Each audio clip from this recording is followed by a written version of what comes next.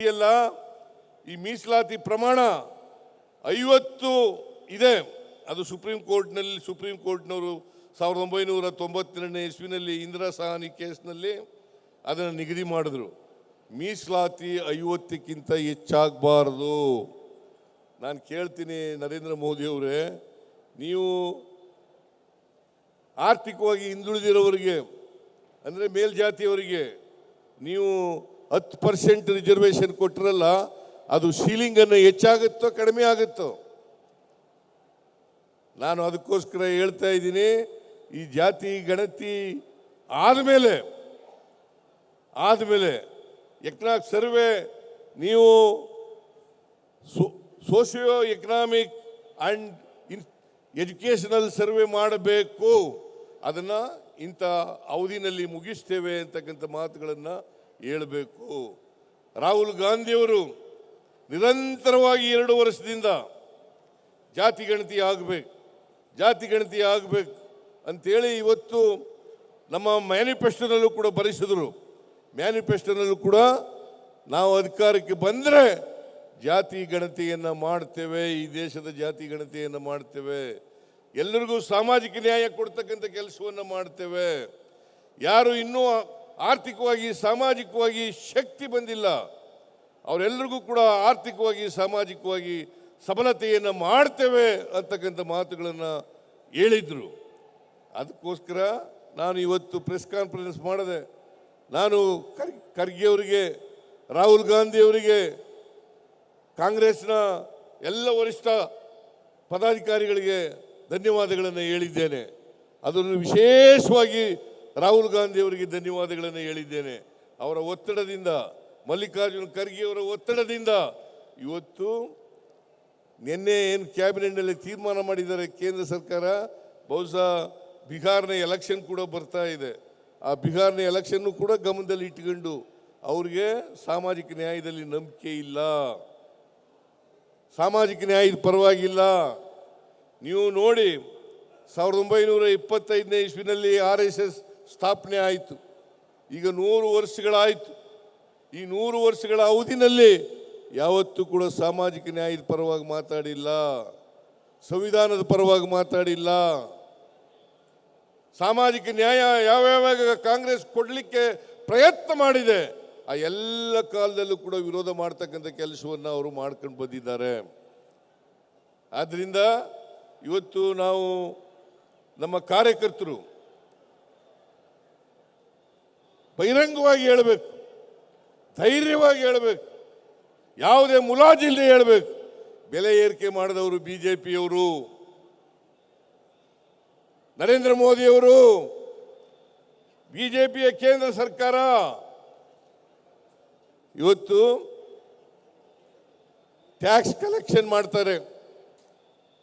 ನಮ್ಮ ರಾಜ್ಯದಿಂದ ಸುಮಾರು 5 ಲಕ್ಷ ಕೋಟಿ ರೂಪಾಯಿ ಪ್ರತಿ ವರ್ಷ ಟ್ಯಾಕ್ಸ್ ಕಲೆಕ್ಟ್ ಆಗುತ್ತೆ. 4.5 ಲಕ್ಷದಿಂದ 5 ಲಕ್ಷ ಕೋಟಿ ರೂಪಾಯಿ ನಾವು ತೆರಿಗೆ ಕೊಡೋದು. ಅವರು ನಮಗೆ ವಾಪಸ್ ಕೊಡ್ತಕ್ಕಂಥದ್ದು ಎಷ್ಟಪ್ಪ ಅಂತಂದ್ರೆ 60,000 ಕೋಟಿ. ಅಂದರೆ 1 ರೂಪಾಯಿ ನಾವು ತೆರಿಗೆ ಕೊಟ್ಟರೆ ನಮಗೆ ಬರ್ತಕ್ಕಂಥದ್ದು ಕೇವಲ 13 ಪೈಸೆಗಳು ಮಾತ್ರ. ಇದು ನ್ಯಾಯನಾ? ಇದನ್ನು ಸಹಿಸ್ಕೋಬೇಕಾ? ಇದನ್ನು ನಾವು ಅರ್ಥ ಮಾಡ್ಕೋಬೇಕಾಗ್ತದೆ. ಸೆಸ್ ಕಲೆಕ್ಟ್ ಮಾಡ್ತಾರೆ, ಅದರಲ್ಲಿ 1 ರೂಪಾಯಿ ನಮಗೆ ಕೊಡಲ್ಲ. ಸರ್ಚಾರ್ಜ್ ಕಲೆಕ್ಟ್ ಮಾಡ್ತಾರೆ, ಅದರಲ್ಲಿ 1 ರೂಪಾಯಿ ನಮಗೆ ಕೊಡಲ್ಲ. ಎಲ್ಲನೂ ನಾವು ಕೊಡಬೇಕು, ಅವ್ರ ಹತ್ರ ಗ್ವಾಗರಿಬೇಕು. ಅನೌನ್ಸ್ ಮಾಡಿದ್ದು ಕೂಡ ಕೊಡಲ್ಲ. 15ನೇ ಹಣಕಾಸಿನ ಆಯೋಗದಲ್ಲಿ ಹೇಳಿದ್ರು, ನಿಮಗೆ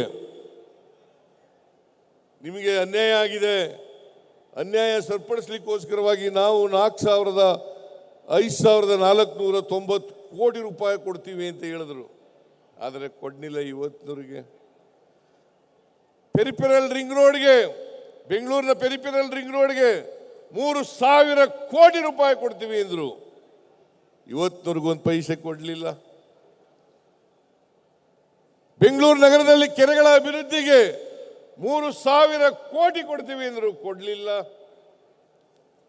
ಅಷ್ಟೇ ಅಲ್ಲ, ನಿರ್ಮಲಾ ಸೀತಾರಾಮನ್ ಅವರು ಬಜೆಟ್ನಲ್ಲಿ ಘೋಷಣೆ ಮಾಡಿದ್ರು, 23-24 ಬಜೆಟ್ನಲ್ಲಿ ಘೋಷಣೆ ಮಾಡಿದ್ರು, ಅಪ್ಪರ್ ಭದ್ರಾ ಯೋಜನೆಗೆ 5,300 ಕೋಟಿ ರೂಪಾಯಿ ಕೊಡ್ತೀವಿ ಅಂತೇಳಿ. ನಿಮ್ಮ ಬಸವರಾಜ ಬೊಮ್ಮಾಯಿ ಅವರು, ಈ ನಗರದವರೇ, ಬಸವರಾಜ ಬೊಮ್ಮಾಯಿ ಮುಖ್ಯಮಂತ್ರಿ ಆಗಿದ್ದವರು, ಅವರು ಕೂಡ ಬಜೆಟ್ ಮಂಡಿಸಿದಾಗ 23-24ರಲ್ಲಿ ಅದನ್ನು ಪುನರುಚ್ಚಾರ ಮಾಡಿ ಕೇಂದ್ರ ಸರ್ಕಾರ 5,300 ಕೋಟಿ ಕೊಡ್ತದೆ ಅಂತ ಹೇಳಿದ್ರು. ಇವತ್ತಿನವರಿಗೆ 1 ರೂಪಾಯಿ ಕೊಡಲಿಲ್ಲ. ಅದು ಬಜೆಟ್ನಲ್ಲಿ ಹೇಳಿದ್ದು. ಹೀಗೆ ಕೇಂದ್ರ ಸರ್ಕಾರದಿಂದ ಅವ್ಯಾಹತವಾಗಿ ಕರ್ನಾಟಕ ಸರ್ಕಾರಕ್ಕೆ ಅನ್ಯಾಯ ಆಗ್ತಾ ಇದೆ. ಇವತ್ತು ಜನ ಬೆಲೆ ಏರಿಕೆಯಿಂದ ತತ್ತರಿಸಿದ್ದಾರೆ. ಬಡವರು, ಸಾಮಾನ್ಯ ಜನ ಬದುಕದೇ ಇರತಕ್ಕಂಥ ಪರಿಸ್ಥಿತಿ ನಿರ್ಮಾಣ ಆಗಿದೆ. ಇದಕ್ಕೆಲ್ಲ ಕಾರಣ ನರೇಂದ್ರ ಮೋದಿಯವರ ಸರ್ಕಾರ. ಇದನ್ನ ನೀವು ಧೈರ್ಯವಾಗಿ ಹೇಳ್ತಕ್ಕಂಥ ಆ ಬೆಲೆ ಏರಿಕೆಯನ್ನು ಖಂಡಿಸ್ತಕ್ಕಂಥ ಸಂವಿಧಾನ ಇವತ್ತು ಸಮಾಜದಲ್ಲಿ ಬೆಂಕಿ ಹಚ್ಚಿಸ್ತಕ್ಕಂಥ ಕೆಲಸವನ್ನು ಮಾಡಿದ್ದಾರೆ. ಜಾತಿಗಳನ್ನು ಎತ್ತಿಡ್ತಕ್ಕಂಥ ಕೆಲಸವನ್ನು ಮಾಡ್ತಾ ಇದ್ದಾರೆ. ಸಂವಿಧಾನದ ಬಗ್ಗೆ ಕಿಂಚಿತ್ತೂ ಅವರಿಗೆ ಗೌರವ ಇಲ್ಲ. ಯಾಕಂತಂದರೆ ಬಾಬಾ ಸಾಹೇಬ್ ಅಂಬೇಡ್ಕರ್ ಅವರು ಕೊಟ್ಟಿರ್ತಕ್ಕಂಥ ಸಂವಿಧಾನ. ಈ ಸಂವಿಧಾನ ಹೇಗಾದರೂ ಮಾಡಿ ರೀರೈಟ್ ಮಾಡಬೇಕು ಅಂತಕ್ಕಂಥದ್ದು ಅವರ ಉದ್ದೇಶ. ಸಂವಿಧಾನದಿಂದ ಇವತ್ತು ನಾವೆಲ್ಲರೂ ಕೂಡ ಉಳಿದಿದ್ದರೆ ಸಂವಿಧಾನ ಕಾರಣ. ಸಂವಿಧಾನವನ್ನು ನಾವು ರಕ್ಷಣೆ ಮಾಡಿದ್ರೆ ಸಂವಿಧಾನ ನಮ್ಮನ್ನು ರಕ್ಷಣೆ ಮಾಡ್ತದೆ. ಆ ಕೆಲಸಕ್ಕೋಸ್ಕರ ಸಂವಿಧಾನ ಅವ್ರಿಗೇನು ಈ ದೇಶದ ಬಗ್ಗೆ ಅವರಿಗೆ ಕಾಳಜಿ ಇಲ್ಲ, ಮೂರ್ಖಾಸನ ಕಾಳಜಿ ಇಲ್ಲ. ಈ ದೇಶಕ್ಕೆ ಸ್ವಾತಂತ್ರ್ಯ ತಂದುಕೊಟ್ಟವರು ಕಾಂಗ್ರೆಸ್. ಈಗಾಗಲೇ ಖರ್ಗೆ ಅವರು ಹೇಳಿದ್ದಾರೆ, ಯಾರು ಕೂಡ ಒಬ್ಬ ವ್ಯಕ್ತಿ ಕೂಡ ಸ್ವಾತಂತ್ರ್ಯ ಹೋರಾಟದಲ್ಲಿ ಭಾಗಿಯಾಗಿರಲಿಲ್ಲ, ಸ್ವಾತಂತ್ರ್ಯ ಹೋರಾಟಕ್ಕೋಸ್ಕರ ಪ್ರಾಣ ಕಳ್ಕೊಂಡಿರಲಿಲ್ಲ, ಯಾರು ಹುತಾತ್ಮರಾಗಿಲ್ಲ. ಇವತ್ತು ದೇಶಕ್ಕೆ ಸ್ವಾತಂತ್ರ್ಯ ತಂದುಕೊಟ್ಟವರು ಕಾಂಗ್ರೆಸ್ ಪಕ್ಷ. ಅನೇಕ ಜನಪರ ಕಾರ್ಯಕ್ರಮಗಳನ್ನು ಮಾಡಿರ್ತಕ್ಕಂಥದ್ದು ಕಾಂಗ್ರೆಸ್ ಪಕ್ಷ. ಇದನ್ನು ಉಳಿಸ್ಕೊಂಡು ಬೆಳೆಸ್ಕೊಂಡು ಹೋಗ್ತಕ್ಕಂಥದ್ದು ಕಾಂಗ್ರೆಸ್ ಇರಾದ ನಾವೆಲ್ಲರ ಕರ್ತವ್ಯ ಅಂತಕ್ಕಂಥ ಮಾತುಗಳನ್ನು ಹೇಳಿ ಇವತ್ತು ಸಂವಿಧಾನವನ್ನು ಉಳಿಸೋಣ. ಬೆಲೆ ಏರಿಕೆ ಏನು ಬಿಜೆಪಿಯವರು ನಾಟಕ ಆಡ್ತಾ ಇದ್ದಾರೆ, ಈ ನಾಟಕವನ್ನು ಬಯಲು ಮಾಡ್ತಕ್ಕಂಥ ಕೆಲಸವನ್ನು ಮಾಡೋಣ ಅಂತಕ್ಕಂಥ ಮಾತುಗಳನ್ನು ಹೇಳಿ ಇವತ್ತು ನೀರಾವರಿ ಯೋಜನೆಗಳಿದೆಯಲ್ಲ, ಮಹದಾಯಿ ಇದೇ ಹುಬ್ಬಳ್ಳಿನಲ್ಲಿ 2017ರಲ್ಲಿ ಇವರು ಯಡಿಯೂರಪ್ಪನವರು ಮುಖ್ಯಮಂತ್ರಿ ಆಗೋದಕ್ಕಿಂತ ಮುಂಚಿತವಾಗಿ ಹೇಳಿದರು, ನಾವು ಅಧಿಕಾರಕ್ಕೆ ಬಂದ ತಕ್ಷಣವೇ ಮಹದಾಯಿ ಯೋಜನೆಯನ್ನು ಜಾರಿ ಮಾಡ್ತೀವಿ. ಇವರು ಗೋವಾದ ಮುಖ್ಯಮಂತ್ರಿಗಳು ಒಪ್ಕೊಂಡಿದ್ದಾರೆ ಅಂತ ಸುಳ್ಳು ಹೇಳಿದ್ರು. ಇವತ್ತಿನವರಿಗೆ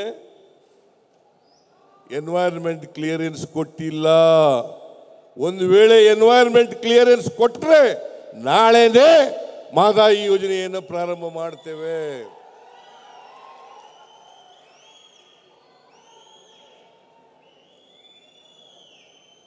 ಹಾಗೇನೆ ಕೃಷ್ಣ ಮೇಲ್ದಂಡೆ ಯೋಜನೆ ಏನೋ ಮೀಟಿಂಗ್ ಕರೆದಿದ್ದಾರಂತೆ ಇತ್ತೀಚೆಗೆ.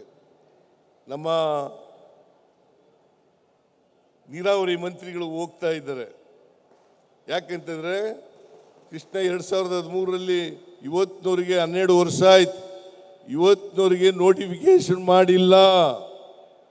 ಜಡ್ಜ್ಮೆಂಟ್ ಬಂದು 12 ವರ್ಷ ಆಯ್ತು, ಇವತ್ತಿನವರಿಗೆ ಗೆಜೆಟ್ ನೋಟಿಫಿಕೇಶನ್ ಮಾಡಿಲ್ಲ. ನಾವು ಅನೇಕ ಸಾರಿ ಒತ್ತಾಯಗಳನ್ನು ಮಾಡಿದ್ದೀವಿ, ಆದರೆ ಗೆಜೆಟ್ ನೋಟಿಫಿಕೇಶನ್ ಮಾಡೋಕ್ಕಾಗಿಲ್ಲ ಅವ್ರ ಕೈನಲ್ಲಿ. ಮೇಕೆದಾಟು ಬಗ್ಗೆ ಒಪ್ಪಿಗೆ ಕೊಟ್ಟಿಲ್ಲ. ಸುಮ್ಮನೆ ನೆಪ ಹೇಳ್ತಾರೆ. ತಮಿಳುನಾಡಿನವರು ನಿಮ್ಮ ಸ್ನೇಹಿತರು, ಅವ್ರ ಹತ್ರ ಮಾತಾಡಿ. ನೀವು ನೀರಾವರಿನೇ ಅವರಿಗೆ ರಾಜಕೀಯ ಇರ್ತಕ್ಕಂಥದ್ದು. ಅದರಿಂದ ಕೇಂದ್ರ ಸರ್ಕಾರ ನಾವು ಒಕ್ಕೂಟದ ವ್ಯವಸ್ಥೆಯಲ್ಲಿ ಇರ್ತಕ್ಕಂಥದ್ದು. ಈ ಒಕ್ಕೂಟದ ವ್ಯವಸ್ಥೆಯಲ್ಲಿ ಕೇಂದ್ರ ಸರ್ಕಾರದ ಪ್ರಧಾನಮಂತ್ರಿಗಳು ಇಂಟರ್ಫಿಯರ್ ಆಗಬೇಕೇ ಹೊರತು ನಾವು ಮಾತಾಡ್ಕೊಳ್ಳೋಕ್ಕೆ ಸಾಧ್ಯ ಆಗೋದಿಲ್ಲ ಅಂತಕ್ಕಂಥ ಮಾತುಗಳನ್ನು ಹೇಳಿ ಇವತ್ತು ನೀವೆಲ್ಲರೂ ಕೂಡ ದೊಡ್ಡ ಪ್ರಮಾಣದಲ್ಲಿ ಬಂದಿದ್ದೀರಿ, ಪ್ರತಿಭಟನೆಯನ್ನು ಮಾಡಿದ್ದೀರಿ, ಸಂವಿಧಾನ ಉಳಿಸ್ತಕ್ಕಂಥ ಕೆಲಸ ಮಾಡೋಣ ಅಂತಕ್ಕಂಥ ಮಾತುಗಳನ್ನು ಹೇಳಿ ನನ್ನ ಮಾತುಗಳನ್ನು ಮುಗಿಸ್ತೇನೆ. ನಿಮ್ಮೆಲ್ಲರಿಗೂ ನಮಸ್ಕಾರ. ಮತ್ತು ಎಲ್ಲ ಕಾಂಗ್ರೆಸ್ ಪಕ್ಷದ ಅಧ್ಯಕ್ಷರುಗಳು, ಯಾವ್ಯಾವ ಜಿಲ್ಲಾ ಅಧ್ಯಕ್ಷರುಗಳಿದ್ದಾರೆ, ನೀನು ಅಧ್ಯಕ್ಷರಿದ್ದೀ, ನಿನಗೆಲ್ಲ ಎಲ್ರಿಗೂ ಧನ್ಯವಾದಗಳನ್ನು ಹೇಳಿ ನನ್ನ ಮಾತುಗಳನ್ನು ಮುಗಿಸ್ತೇನೆ. ಜೈ ಹಿಂದ್, ಜೈ ಕರ್ನಾಟಕ, ಹಾವೇರಿ ಗದಗ ಜೈ ಬಾಪು, ಜೈ ಬಾಪು, ಜೈ ಭೀಮ್, ಜಿಲ್ಲಾಧ್ಯಕ್ಷ, ಜೈ ಸಂವಿಧಾನ. ಹೆಚ್ಚಿನ ವಿಡಿಯೋಗಳಿಗೆ ಪ್ರತಿಧ್ವನಿ ಯೂಟ್ಯೂಬ್ ಚಾನೆಲ್ ಸಬ್ಸ್ಕ್ರೈಬ್ ಮಾಡಿ, ಬೆಲ್ ಐಕಾನ್ ಕ್ಲಿಕ್ ಮಾಡಿ.